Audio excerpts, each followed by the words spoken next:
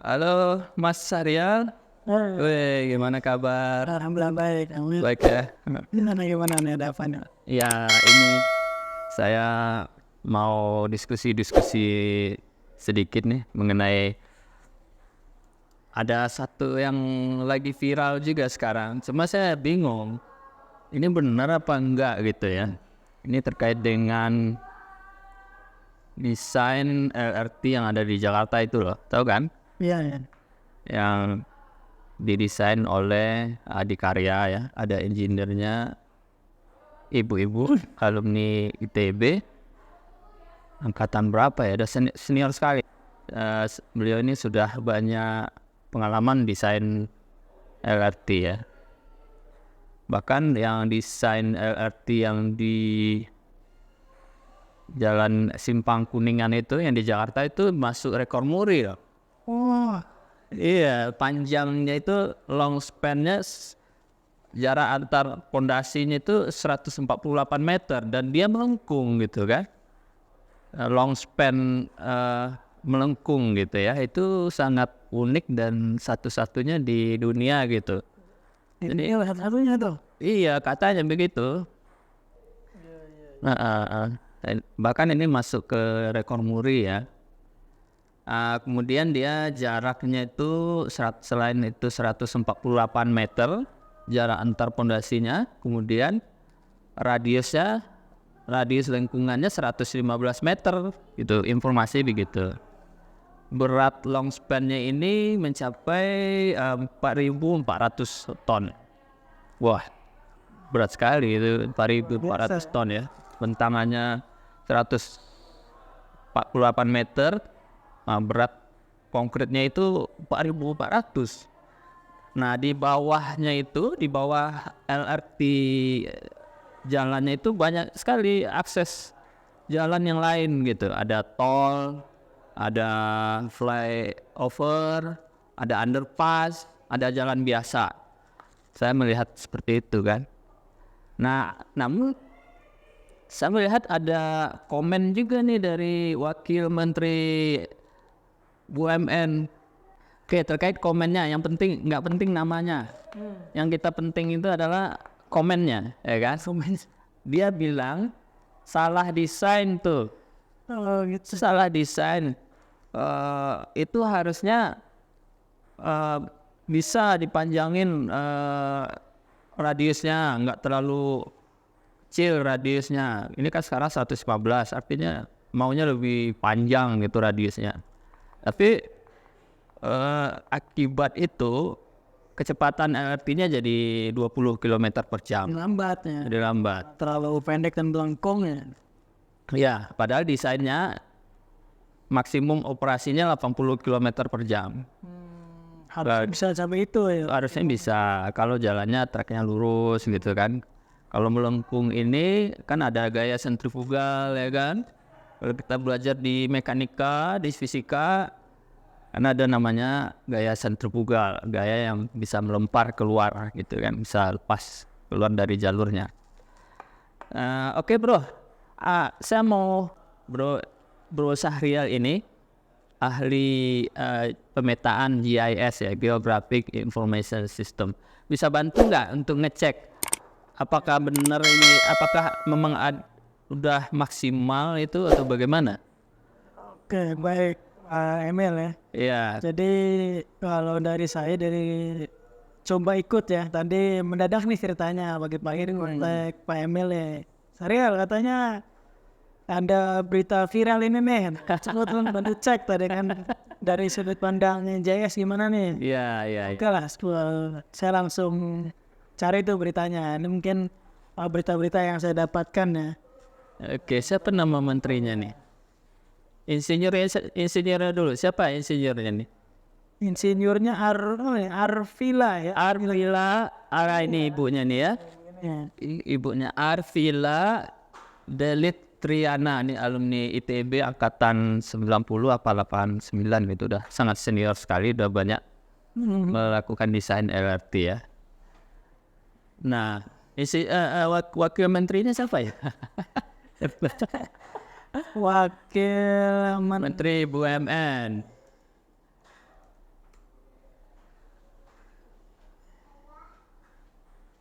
Kartika Kartika Winjo Atmojo ya. Ini beliau ini profilnya seorang akuntan ya. Oh gitu. Besar dia udah komen ya. Iya, akuntan. Sementara yang insinyurnya alumni teknik sipil ITB kalau nggak salah ya. ITB lah pokoknya insinyur. Oke bro.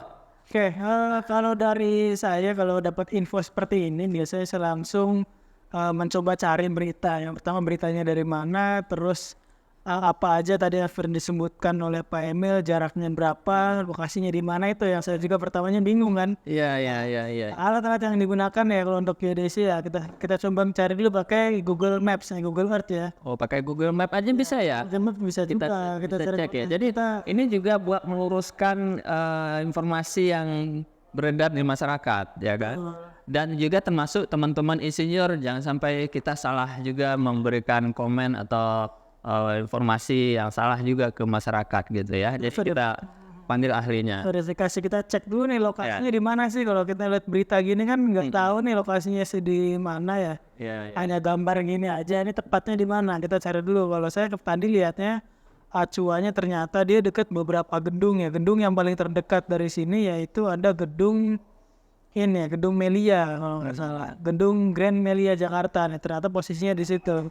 Simpangan antara di Jalan Gatot Subroto dan Rasuna Said ya kalau nggak salah. Oh, ini dia barangnya ya. Ini ya.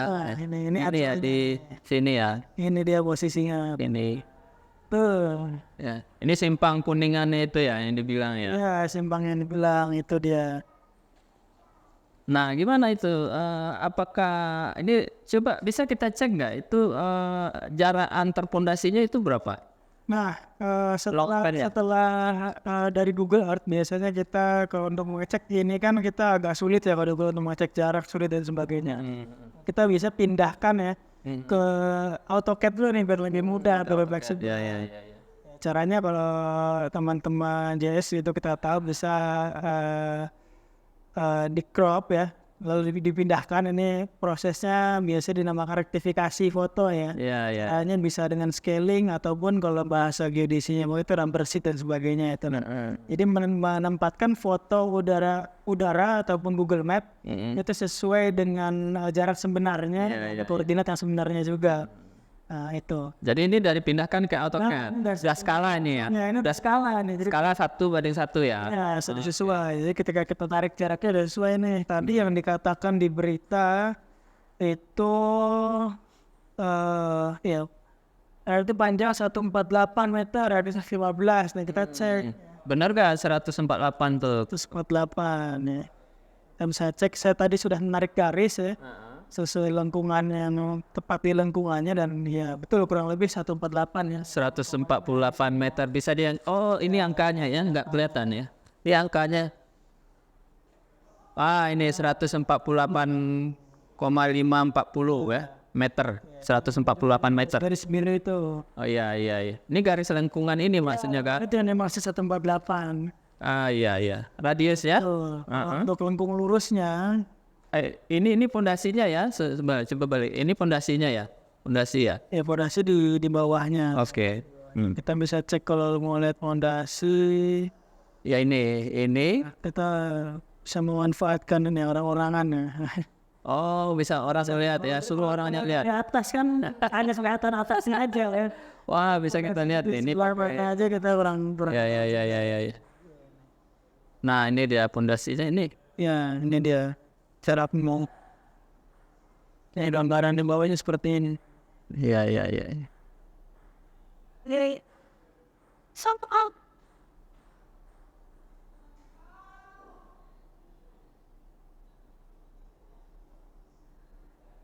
Dengan memanfaatkan teknologi.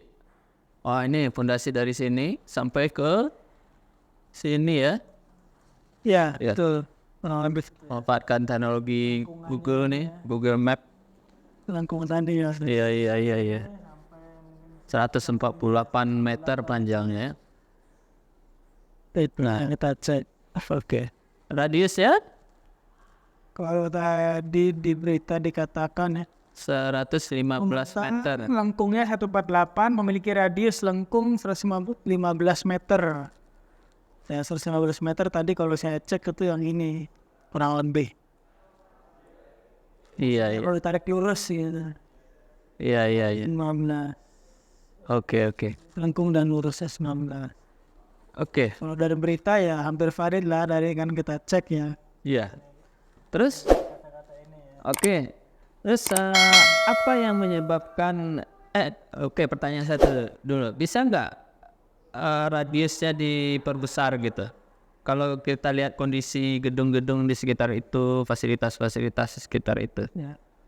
Kalau saya biasa lihat hal seperti ini, kita kan lihat juga tata ruang wilayahnya ya. Apalagi dari sisi kadastral kita lihat ini sudah lumayan penuh ya di sekitarnya. Kalau dari samping kita bisa lihat ya sudah ada masjid diakomodasi dan ada lokasi-lokasi lainnya. Ya sudah sangat padat ya. Kalau kita cek juga di sini jaraknya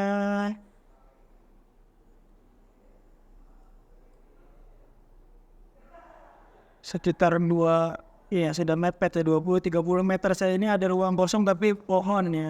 Kosong pohonnya 20 meter. Ya. Walaupun lengkung ini kita geser, misalkan geser, kita geser ke sini nih. Ya seperti ini misalkan. Kena masjid tadi ya? Iya, ini sudah nggak safety memang. Nggak Sudah safety. kena penduduk ya mungkin pemerintah juga kan ada aturan standar tertentu ya yang harus ditetapkan ya.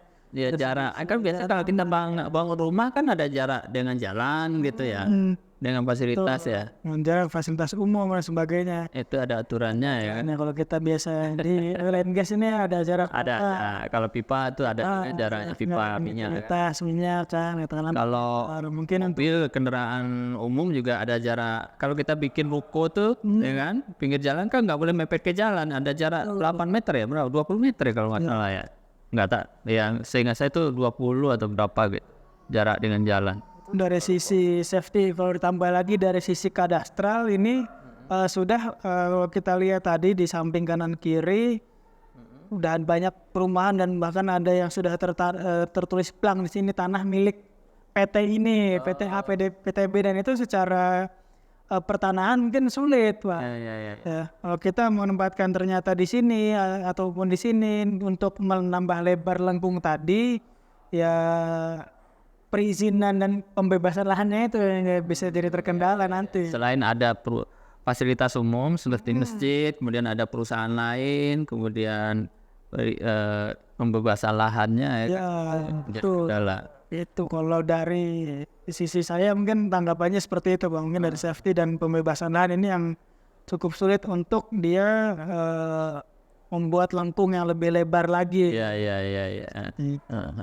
Kalau yang ke sebelah atas ini juga nggak bisa atau bagaimana? Masih bisa nggak ke sini? Ke lengkungnya ke sini? Oh, ini ada apa di sini? Ini kan posisi yang di tengah ini dia bertepatan dengan tengah jalan ini ya, jalan. Kalau dia hanya 9 Ini kayaknya hotel tuh ya, hotel ini apa? Bangunan tinggi ya? Ya. Coba kita tarik yang ke arah depan. Ini kalau kita masuk di buildingnya juga kelihatan tuh ada gedung. Ya, ini ada building ini bangunan ya? Bangunan. Ya. Bangunan kalau dia tepat di kiri atau di kanan ini. Iya.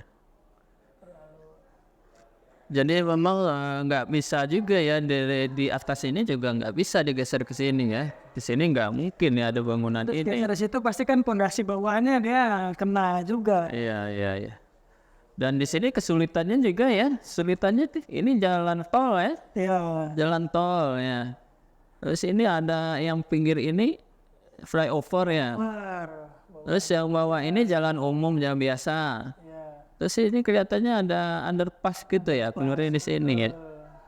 Memang waktu kita erection ini masih banyak sekali nih bahaya yang muncul di sini ya. Meleset aja nih bisa kena tolnya, kena flyover, kena underpass ya kan. Wah. Keren lah Adi Karya ini. Keren sih ini. Walaupun schedule-nya telat ya sebenarnya kan. Itu biasa deh ya gitu. Kalau itu biasa. Schedule kerjaannya sempat terdelay pekerjaannya. Jadi memang kalau saya lihat ini analisanya dari Mas Rial memang ini udah maksimal ya. Kalau menurut saya sudah maksimal dengan lengkung segitu radius untuk manuver kereta dan sebagainya itu dengan alasan tadi ya memperhatikan safety factor dan pembebasan tanah yang ada di sekitarnya. Safety factor, kemudian pembebasan fasilitas umum dan juga PT apalagi itu tadi ya. Terus ada gedung juga di sebelah yang ke atas sananya ya. Ya ini Cukup ya wajar lengkung melambat tadi ya dari 20 km per jam ya. Kalau kita mau maksimalkan juga 80 terus ya tadi mungkin dekat Cirebonnya mungkin ada gaya-gaya yang terlempar malah terlempar keluar gaya sentrifugal ya. Jadi kawan-kawan engineer atau yang masyarakat Indonesia kita tadi memverifikasi ya berdasarkan pengalaman kita bekerja di engineering, kita verifikasi dimensi dan tingkat kesulitannya yang ada di sekitar situ. Ternyata memang itu sudah maksimal di situ long span-nya, kemudian radiusnya. Nanti kalau kita naikkan kecepatannya juga nanti ada efek sentrifugal, gaya sentrifugal di mana keretanya bisa terlempar keluar dari jalurnya. Oke, ini terjawab sudah pertanyaan saya nih mengenai LRT long span di otak saya nih, di benak saya kan. Ini tetap menjadi rekor muri ya di dunia ya, yang terpanjang di dunia ini ya. Nah lagi-lagi nih kita bangga dengan insinyur Indonesia lah ya. Jadi yang hal-hal kayak gini yang tingkat kesulitan yang sangat tinggi kita bisa ngerjain sendiri. Jadi kita nggak perlu bule-bule lah ya kan. Insinyur dari luar seperti ya kembali lah seperti IKN itu kan, insinyur dari luar nih yang ngerjain kan. Harusnya kita bisa ngerjain sendiri untuk IKN itu dengan memanfaatkan sumber daya yang ada insinyur Indonesia. Kemudian satu lagi komennya dari Pak Wamen Kartika Atrio Amurto. Pak Wiro nanti muncul aja. Namanya susah lumayan susah. Pak Kartika aja ya yang saya hafal ya. Nanti katanya ada komplain dari perusahaan Jerman Siemens bahwasanya softwarenya tidak bisa sama untuk semua LRT karena kita mempunyai 31 LRT nih berdasarkan berita yang saya dapatkan di websitenya Adikarya dan websitenya Inka ya. Itu 31 LRT dan rutenya ada macam-macam, ada Cawang Bekasi, ada Cawang Kuningan, ada Cawang Cibubur ya, ada 3. Jadi memang rutenya memang berbeda gitu loh. Jadi kalau rutenya berbeda ya softwarenya berbeda, programmingnya gitu. Kemudian juga karakteristik masing-masing itu juga masing-masing kereta pasti berbeda. Karena jalurnya berbeda, kontur berbeda, belokannya berbeda, panjangnya berbeda. Tentu softwarenya juga berbeda gitu. Jadi bukan masalah salah desain juga. Memang kondisi desainnya memang seperti itu ya, dibikin 3 jalur, tiga rute gitu. Jadi softwarenya nggak bisa sama, pasti beda-beda spesifikasi LRT-nya gitu. Dan kita sepanjang ya pengalaman saya, walaupun sama persis, seperti kita membangun PLTU, pembangkit listrik 2x100 ya. Walaupun logiknya sama, tetapi nilai setting value-nya berbeda-beda gitu ya. Jadi tidak bisa sama setting value karena kepresisian masing-masing produk itu ada toleransi berbeda-beda sedikit ya, terkait dengan berat, terkait dengan dimensi gitu ya. Kita bukan mass product, jadi tidak bisa persis sama ya, bentuk, dimensi, berat gitu. Pasti ada perbedaan-perbedaan di masing-masing equipment yang kita desain atau equipment yang kita bikin gitu. Jadi sudah wajar. Jadi yang bermasalah itu bukan PT Inka-nya ya. PT Inka membuat desain kereta LRT itu sesuai dengan requirement ya, technical specification. Dan si Siemens juga membuat desain softwarenya berdasarkan spek yang diberikan oleh pemilik proyek. Yang jadi masalah itu ada nggak yang mengintegrasikan antara software Siemens dengan Yadikarya, dengan Inka, yang mengintegrasikan semua data desain sehingga sama parameternya, sehingga masing-masing itu tersampaikan. Misalnya Cawang Bekasi, parameter desainnya seperti ini, disampaikan ke Siemens, sampaikan ke Adikarya. Dari Cawang ke Kuningan, parameter desainnya seperti ini, disampaikan ke Siemens, sehingga mereka bisa mendesain softwarenya sesuai dengan keinginan dari si pemilik proyek gitu.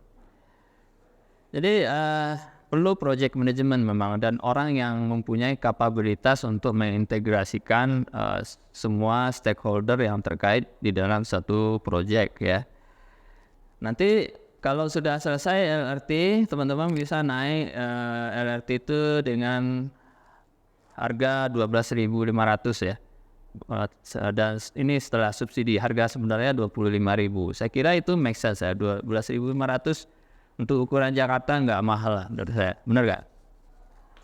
12.500. Ya dibanding Naik mobil. mobil pribadi penuh ya Jakarta.